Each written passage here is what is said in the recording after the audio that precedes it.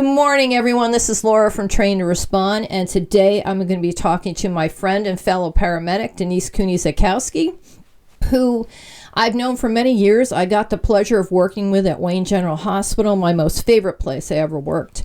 But what I really admired about Denise was, as a single mom working full-time as a paramedic, she went back to school and got her master's degree and is an LCSW. Am I saying that right, Denise? LCSW. Correct. And she has a thriving practice. So I think in this day and age where the world is in such disarray, where there's a lot of hate going on, we're wondering, is World War III going to break out? There's active shootings. I think it would be great to get some tips from Denise, how to better cope. I know I have an underlying anxiety for sure, sometimes not so underlying. And I think just getting that perspective from Denise would be great, and get to know you a little bit. So we have some questions, but first off, I'd love you to just tell us how you became a first responder, what inspired you, a little bit about your career, and then how you went on to be an LCSW. Why, thanks, Laura. And it's true, we do know each other for a tremendous amount of years. We've been through a lot together, a lot apart, and then back together again. So I just want to share, I was thinking about this question, how did this all begin? Well, it began in a funny way. I was working in the entertainment industry. I was working for Francis Ford Coppola in San Francisco, and I was involved in a head-on motor vehicle accident where I sustained a couple of few injuries. Oh, God. And who came to my rescue but some paramedics? Wow. And it was something about the way they were managing my care, the ability to work with me and to have a unique sense of humor. When I did ask a few questions, their humor was used to really reduce the stress and uncertainty that I had. So as they took me to now that I know it's a local community hospital, like, why did they do that?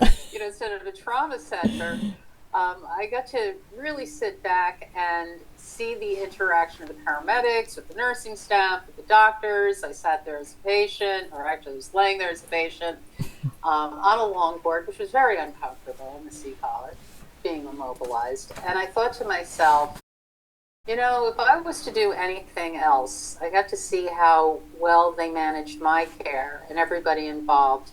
It sounded like something I might want to do. So while I was still working for Coppola, I took a CPR class. This is all out in California. Cool. And then when I moved back to the East Coast, I was still working in the entertainment business. I was working in television, film, music, depending on what jobs were handed to me. And I said, I think I want to volunteer. Wow. So I decided, since the state of New Jersey, they do have that volunteer system, I actually became an EMT. And back in the day, it was a 5-point system. Yes, me too. I took classes with Bob Chase. We're giving away our age, Denise. We're giving away our age. I know, but that's when you didn't get the Star of Life. You get something else. I don't even remember what it's called. So then again, I still worked in the entertainment industry. I was volunteering on an ambulance squad or two. And I had been falling, and I had some disappointment in the way that the music industry was. I had put together a really large project, and it was taken away from me. And I was very discouraged in how the egos of the entertainment industry and their egos. I enjoyed what I did, but I just felt that I was having a purposeless life, right? Nothing was really serving any purpose. So I thought to myself, well, I could always go back and take some classes and become maybe a paramedic. So back in our day, we had to be sponsored by a hospital. Yeah. So sponsored by Hackensack Medical Center. At the time, I think it was just Hackensack. I went to school at the University of Medicine and Dentistry in their program, and that's in Newark, and it's called Rutgers. And I spent many days there doing my internship, doing all of that while still working. And lo and behold, I passed the test. So after going through that experience, I was very, very happy. And then I made a decision to work as a medic full-time because my friend Laura Kendall was observing me struggling while being a single mother, because I Yeah. had recently had a separation and divorce from my former spouse, and I didn't know what I was going to do, and she encouraged me to work full-time. So that's how I entered into my full-time process. So I Yeah. really appreciate you for that. And then through a series of, just being a paramedic, working in EMS, some personal tragedies, and other things that happened to us along the course, seeing a therapist was thought of as you're a weak person. Yeah. EMS, as well as police and fire, had been a bastion of, we eat our young. If you can't handle it, you can't handle it. Get out of here. Yeah. Suck it up, Buttercup. Get in the car, and go on the call. Yeah, but then, the realization for myself is that there really isn't a therapist you can speak to. And that was the thing that really made me really think hard about going into the field to provide service. I'd always been involved in some type of, not necessarily counseling, but more metaphysical aspect. And I thought this would be a really good segue to be able to apply those skills, as well as having knowledge of being a medic, to provide an opening for individuals that don't go to therapy and sit with a therapist who says, oh, so tell me about being an ambulance driver when you're a paramedic. Never say or that. Tell me about Yeah. about this, or what is an intubation, and why would you be spoken to like that? And after 30 minutes of always reintroducing what your role is, and reintroducing what your function is in the line of care for people, it became obvious that, I would be able to help others as well as help myself to get into that area. I'm really proud of you because I watched you go through your struggle, and you turned out a great son, Chris. And I'm proud of you for what you've done. And I think you can help us today. I think you can to help people who are first responders to feel more comfortable reaching out and to know that you are a provider who gets it. Right. I think could help out as well. So I'm going to ask you a few little questions here. How about that? We'll get to know you a little bit. As first responders, we get to a job and we have to stand up and really take control of that scene. It can be a little tough for a woman. You and I both entered the field when women were not really wanted, and really had to step up as leaders. So what do you consider your best leadership quality? Leadership in the sense of being on a call, being able to provide a sense of calm within chaos, to be able to step back, take that deep breath. Then leadership comes from within, and being able to really focusing in on what you can control and what you can't control. Yeah. So I think in EMS we're expected as paramedics or other EMS providers to have all the answers. And the buck always stops, unfortunately, with actually the medic. Because being able to provide yourself and knowing that you have your own internal checklist and providing the best care that you can. So it actually helps to alleviate some of the anxiety-provoking situations. So to take leadership means to lead yourself as far as I'm concerned, to be able to really do personal assessment and say, where am I on this journey?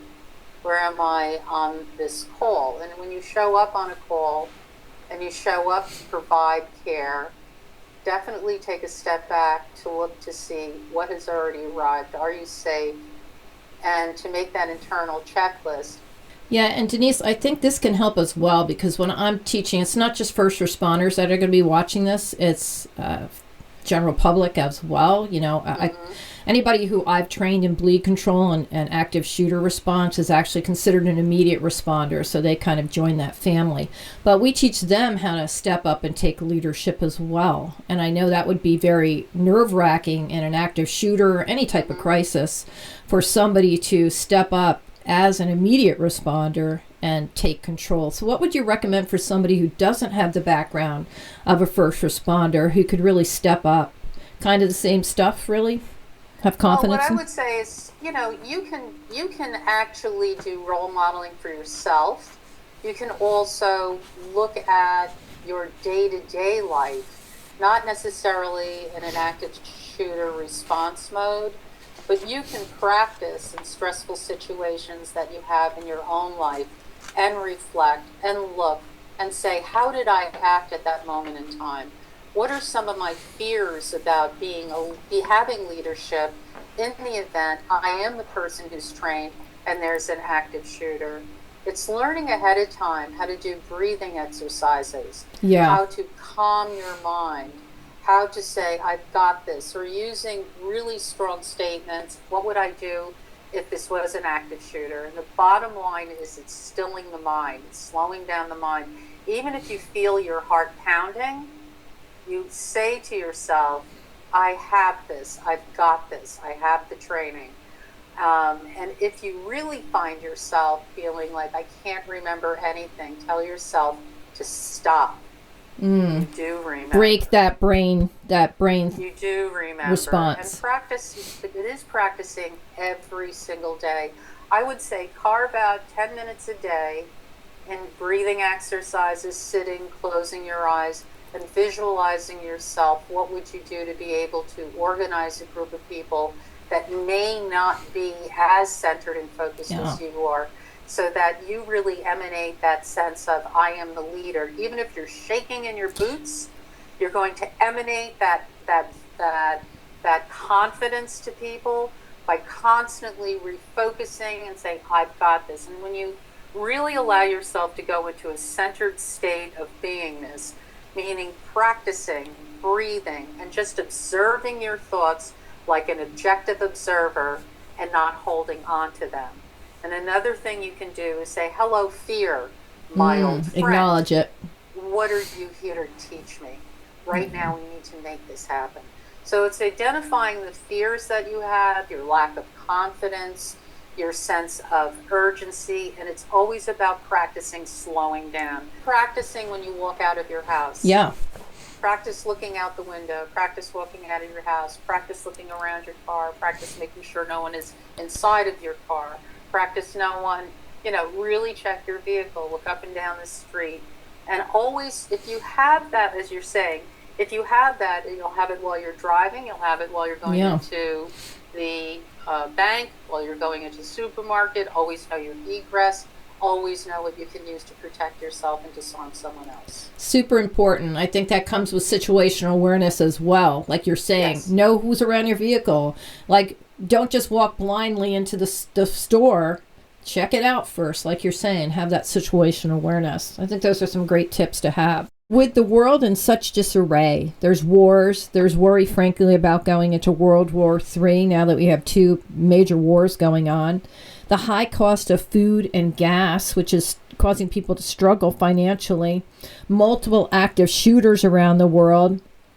I think there's now just a lot of violence and hate going on. We see that a lot on the news. Tips you could give us, perhaps, to help us better cope with anxiety and fear. I know I have that underlying anxiety and that underlying fear a lot. So even just helping me, what are some tips you could give us that can help us deal with this current world? Sure. Well, the biggest thing is to really provide yourself with a gratitude list. Even though the world is in chaos, in order for you to center, you first have to find the top 5 things you're grateful for. And you start your day off by starting off with your gratitude. Maybe it's as simple as I give thanks for not being in the obituary column today. Whatever it is that you're grateful for. It could be gratitude for having a roof over your head, heat, air conditioning. It could be gratitude for having to choose what clothes should I wear for today. So focus in on the things that you're grateful for. And also give thanks to yourself. Yeah. Because a lot of people have a lot of high expectations of themselves, which also will eat and erode into your self-worth, self-esteem, and increase your anxiety. And to have gratitude for yourself, that I feel really helps, is to center. And whether it's meditation, whether it's prayer, if you're agnostic or an atheist, find something that fills your spirit with a sense of balance. Because without having that, you're always going to feel off kilter. You're going to feel like everything is out of control. Yeah, you need to move your body 20 to 30 minutes a day, even if it's just standing. What I recommend to my clients, especially individuals who are in high profile positions that do have some of the similar fears you're talking about. I said, step away from your computer every half an hour to an hour and move, reconnect with yourself. Yeah. Stop being in your head, the outside of your head. Focus in on just being an objective observer of yourself. I like without that. judgment. And I like that. I do tarot readings. I know you used to do that. I don't know if you do that anymore, but I pulled a card recently that said self-worship, which kind of feels weird to us. I'm going to self-worship myself. But I think it's so important to truly love yourself, celebrate yourself, and I think acknowledge your accomplishments. Like maybe do a success list. I know that helps me to say, hey, wait a minute. You may feel down right now, but let's look at how you've handled some things. Would you recommend doing that too, as well as really valuing yourself a little more? You can look at your successes, and what I think is even more important is to look at your failures and how you've overcome them. Yeah, how you've overcome them. Because almost all of us have been in a similar situation before. Not active shooting, but we've all had some sort of trauma or something that caught us by surprise. And how you navigate it, even through your darkest hours, you come out, and at the end, after you've achieved an understanding, you feel peace. And then if you find that you have too many dark hours, then I recommend that you can't get there. I do recommend therapy. Oh yeah, I have had therapy in my past. It has so helped me so much come out of it. I think it's important that if you are a first responder or somebody who's an immediate responder who's gone through something like this, to find somebody like you to reach out and connect with you, because you've been there, done that, you have the experience and understand where they're coming from. I think that's important. Yeah, and there's also trauma specialists, people that specialize in PTSD, specialize in EMDR, which is a rapid eye movement type of therapy that helps to refocus and recenter even individuals that have had, it works for individuals that have been in combat, anyone that's had a high level of trauma in their life. Yeah, I've been interested in that. Do you truly see that as working? I have not had it, but I'm interested in doing it. Yeah, it does work. But it takes, everything works to a point, but the EMDR, I find, is very successful because it brings you back to your initial trauma, so you get to work with it from that point in a very safe environment. That's great, too. I've done some EFT, some tapping. I think that as well helps you center. You kind of go back to the negative, but then help with that. So I think there are a lot of good things out there that could benefit people. So anything else you can share with us to really help us during this time of crisis in the world, I think, with everything going on? Besides the 3 tips you gave, is there anything maybe that you do to help yourself cope with this a little? Do you feel anxiety even as a therapist? I think initially when some traumatic event, which recently occurred in the Middle East, we all have our reference points. And it reminded me very much of some of the intensity and concern I had during 9/11. Yeah. So there was that connected bridge between how I felt then and experienced while working then and how I felt now. But when I found that connector point, it took a couple of days for some anxiety and fear to really subside, and it's really honoring what you're feeling. So one of the tips I would say is to really sit with it. It may be really, really uncomfortable, but if you try and push something like this away, it only comes out in other ways. It could come out in nightmares. It could come out in overeating, oversleeping, depressed mood, more anxiety. And when you sit and you learn how to breathe, that's why I had mentioned in your first series about learning how to do breathing exercises. If you learn how to just follow your own breath, which means taking a nice deep breath in and almost feeling like your body's expanding, and when you exhale, feel like your body's almost deflating like a balloon, like when you blow up a balloon and let it go, to create a sense of being able to relax your entire body. You may not be able to relax your mind at that moment in time, but you want to try to de-escalate your body. One of the things that I do which I had shared with you, is I had gotten in my truck, and I had put some music on that I like, and I went for a ride in a beautiful area until I was stopped by Border Patrol asking where I was going. Oh, no. But, I allowed myself to just take that moment to do something different. And if you're living in a city and you're listening to this, where in the city can you go that you really find peace? Do you go to a museum? Do you go to a park? If you already live in the country, is there something on your property that gives you joy and makes you feel centered? For those of you living in the suburbs, go out and walk around your block. And if you're living, like I said, in an urban area, find something. Another thing that is a nice calming tool, if you have a pet. Yeah. And if you don't have a pet, look at a picture of a horse or a cat or a dog or an animal, or watch some of those unusual videos. Really what you're trying to do is you're trying to create a sense of calming. So what does calm you down? Looking at funny videos, as I said, animals, looking at nature. What you don't want to do, and I find a lot of people do this, is right away they reach for a numbing tool, which is, if I just have a shot, or if I take a couple of puffs off of a joint, or if I, maybe I'll pop some, CBD oil, or I'll do this or I'll do that as an alternative to cope, but still when the effects of that wears off, you're still feeling what you're feeling. Yeah, so better to develop your coping skills really within you. Right. So again, sitting with it, even though it feels uncomfortable, do some breathing exercises where you were at peace. Maybe it was with a friend having dinner. Maybe it was being down the ocean. Maybe it was going for a walk in the woods. Maybe it was that you won the lottery. Yay. Whatever it is that you find that you get that really big smile on your face, no matter how stressed you are. I love that. Those are some great tips. I think we can all benefit from that.